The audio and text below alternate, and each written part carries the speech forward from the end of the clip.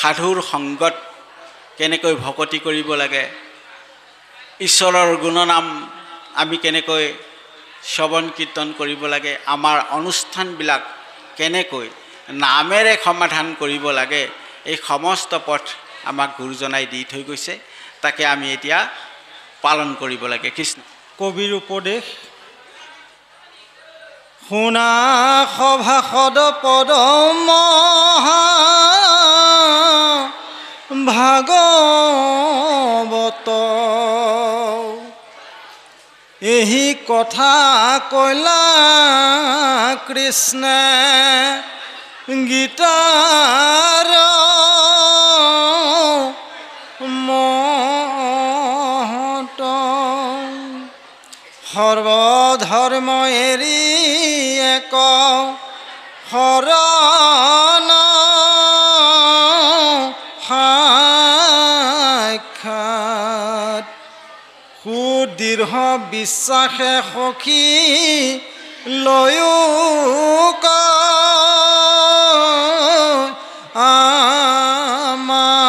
আমাত হে ৰাম নকৰিবা ভয় হেৰা কৰো অংগীকাৰ সমস্তে পাপতে মই কৰিব নিস্তাৰ অৰ্জুনতো গীতাৰ কহিলা হৰি তত্ত্ব ঈশ্বৰ কৃষ্ণৰ আবে লৈও সন্মত চাৰি বেদ ৰামায়ণ পুৰাণ ভাৰত হৰি কেশে কৰে মাত্ৰ সমস্তে শাস্ত্ৰত। কৃষ্ণ ভগৱন্ত শ্ৰীকৃষ্ণই বৈকুণ্ঠৰ প্ৰয়াণৰ আগমুহূৰ্তত উদ্ধৱক যি ভকতি জ্ঞান দি থৈ গ'ল আৰু শেষত সিদ্ধান্ত দিলে যে একশৰণ তুমি গ্ৰহণ কৰা, সাধুৰ সংগ অনুসৰা, তুমি ভকতি কৰা। আৰু সেই কথাখিনি ভগৱন্ত কৃষ্ণই গীতাৰ জৰিয়তে অৰ্জুনকো কৈ গৈছে। অৰ্জুনক কি কৈছিলে? সৰ্বধৰ্মান পৰিত্যাজ্য মামেকং শৰণং ব্ৰজ অহং তাং সৰ্বপাপেভ্যো মুখজ্যামি মা শুচ। অৰ্থাৎ তুমি সকলো ধৰ্ম পৰিত্যাগ কৰি একমাত্ৰ মোতেই শৰণ লোৱা, মই তোমাক সকলো পাপৰ পৰা উদ্ধাৰ কৰিম। অৰ্জুনক ভগৱন্তই কোৱাৰ কথাখিনি আচলতে আমাক সমস্তক কোৱা কথা। যদি আমি সমস্ত একশৰণ গ্ৰহণ কৰিছোঁ, একনিষ্ঠভাৱে যদি ঈশ্বৰক চিন্তা কৰিছোঁ, অৰ্থাৎ যদি আমি ভগৱন্তৰ চৰণত কায় মনো বাক্যে সুদৃঢ় বিশ্বাসে একান্তভাৱে যদি আমি শৰণ গ্ৰহণ কৰিছোঁ, তেওঁৰ ব্যতিৰেকে আমি অন্য কেতিয়াও শুদ্ধ দেৱতাক উপাসনা নকৰোঁ বুলি যদি আমি দৃঢ়তাৰে তেওঁৰ নাম শ্ৰৱণ কীৰ্তন কৰিছোঁ, তেওঁক যদি আমি চিন্তন কৰি আহিছোঁ, তেতিয়াহ'লে তেওঁ আমাক সকলো বিপদ আপদৰ পৰাই ৰক্ষা কৰিব। তে ঈশ্বৰে সেইকাৰণে এটা প্ৰমাণ দিছে প্ৰহ্লাদৰ ক্ষেত্ৰত, ৰাখে হৰি মাৰে কোনে, মাৰে হৰি ৰাখে কোনে। যদি ঈশ্বৰে ৰাখে তেতিয়াহ'লে কোনেও মাৰিব নোৱাৰে। একেবাৰে সত্য কথা, যিটো কথা উদ্ধৱক ভগৱন্ত প্ৰভুৱে কৈ গৈছিল, তাৰ প্ৰমাণ দিবলৈ গৈ উপদেশতো কৈছে, গীতাতো এই কথাখিনি অৰ্জুনক ভগৱন্ত প্ৰভুৱে কৈছিলে। কৃষ্ণ কৃষ্ণ। হে ৰাম ইহা কন জানি আনো কৰে অল্পমতি কদাচিতো নুশুনিবা শিখব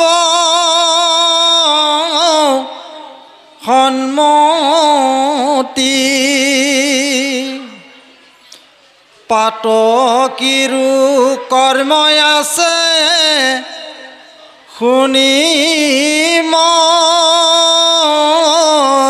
ঘিনে কলি যুগে গতি নাহি হৰি নাম বিনে কৃষ্ণৰ নামে কৰে পতিত গতি নামৰ মহিমায়াবে শুনিও সম্প্ৰতি কৃষ্ণ ভগৱন্ত কৃষ্ণই দিয়া যি সিদ্ধান্ত যে একশৰণ গ্ৰহণ কৰিব লাগে, ঈশ্বৰৰ গুণনাম আমি শ্ৰৱণ কীৰ্তন কৰিব লাগে, ঈশ্বৰৰ নাম কীৰ্তন কৰিব লাগে, আমাৰ জীৱনত আমি সমস্ত কাৰ্য নাম লৈ সাধন কৰিব লাগে, এয়া হ'ল ঈশ্বৰে দিয়া সিদ্ধান্ত। আৰু সেই সিদ্ধান্তক যি সমস্ত অল্পমতি, যি সমস্তই ঈশ্বৰক নাজানে, সেই অল্পমতিবিলাকেহে অন্যৰ পথ দেখুৱাব। যি ঋষিমুনি সমস্তই বিভিন্ন মতেৰে পৰীক্ষিতক উপদেশ দিছিলে যে যাগ কৰা, যজ্ঞ কৰা, পূজা কৰা, তীৰ্থ কৰা, এনেবিলাক উপদেশ আচলতে অল্পমতিসকলে দিয়ে। আজিও আমাৰ সমাজত তেনেকুৱা ব্যৱস্থা আছে। সদায় ঈশ্বৰৰ নাম লৈ আছোঁ আমি, কিন্তু কেতিয়াবা যেতিয়া ঘৰখনত কিবা এটা বিপদৰ সন্মুখীন হয় তেতিয়া কিন্তু কোনো এজনৰ ওচৰত গৈ কিবা চোৱা চিন্তা কৰি তেওঁ দিয়া বিধানমতেহে আকৌ কাৰ্য কৰিবলৈকে আগবাঢ়ে। সেইটো নকৰিবৰ কাৰণে আচলতে আজি শাস্ত্ৰভাগে উপদেশ দিছে। যি সমস্তই তেনেবিলাক কৰে, তেনেকুৱা উপদেশ দিয়ে, ঈশ্বৰ কৃষ্ণৰ ব্যতিৰেকে অন্য দেৱতাৰ উপাসনা কৰাৰ যি উপদেশ দিয়ে, যাগ যজ্ঞ পূজা আদি কৰাৰ যি উপদেশ দিয়ে, সেইবিলাক আচলতে অল্পমতি। গতিকে সেইবিলাকৰ কথা শুনিবলৈ দিয়া নাই শাস্ত্ৰই। কৃষ্ণ কৃষ্ণ হে ৰাম নামৰ মহিমায়াবে শুনিও সম্প্ৰতি। কৃষ্ণ কৃষ্ণ হে ৰাম যিটো জনে যায় মাধৱৰ নাম ধৰি পাছে পাছে ফুৰে দেৱ দেৱী তুতি কৰি মূৰ্তি মন্ত্ৰ হুয়া পাঞ্চ প্ৰকাৰ মুকুতি মুকলৈও বাপ বুলি কৰ কাকুতি। কৃষ্ণ আমি সমস্তই জানো যে এয়া কলিযুগ, যে কলিযুগত ৰাম নাম ব্যতিৰেকে অন্য প্ৰকাৰে লোক জগতক গতি দিব নোৱাৰে, নামেহে গতি দিব। গতিকে নামৰ যি মহিমা, এই নামৰ মহিমা হৈছে য'তেই নাম ততেই ভগৱন্ত প্ৰভু আছে।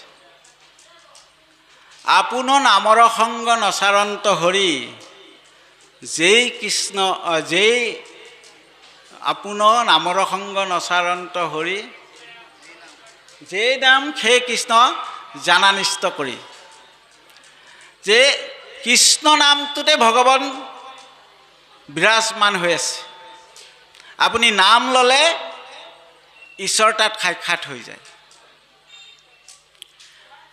আকৌ কৈছে ভগৱন্ত প্ৰভু ক'ত থাকে একান্ত ভকত সময়ে নিৰ্গুণ কৃষ্ণৰ গুণ গাঁৱে সদা বসিয়া যথাত বৈকুণ্ঠক পৰিহৰি যোগীৰো হৃদয় এৰি থাকা হৰি খাই খাতে তথাত যে ভগৱন্ত প্ৰভুৰ নাম য'ত গোৱা হয় তাতেই ভগৱন্ত প্ৰভু বিৰাজ কৰে আৰু সেই ভগৱন্ত প্ৰভুক বিৰাজ কৰাবলগীয়া হ'লে যে আমি একান্ত ভকত হ'ব লাগিব একান্ত ভকতৰ অৰ্থ এই আমি একশৰণ গ্ৰহণ কৰিব লাগিব এক ঈশ্বৰত আমি সদায়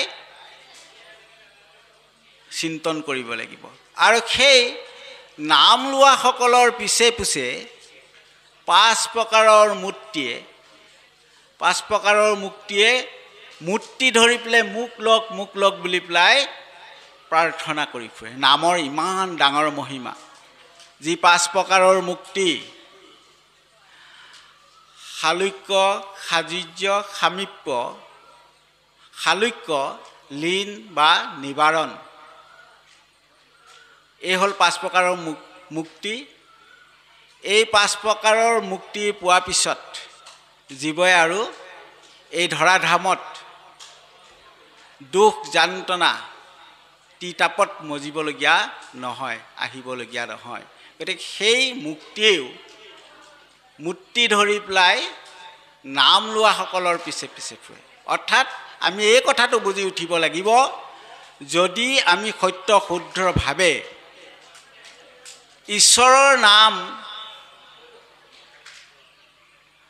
শ্ৰৱণ কীৰ্তন কৰিছোঁ আকৌ এই অকপটভাৱে হ'ব লাগিব বচনে কেৱল মাত্ৰ হৰিত শৰণলৈ চিতে আন দেৱক ভজয়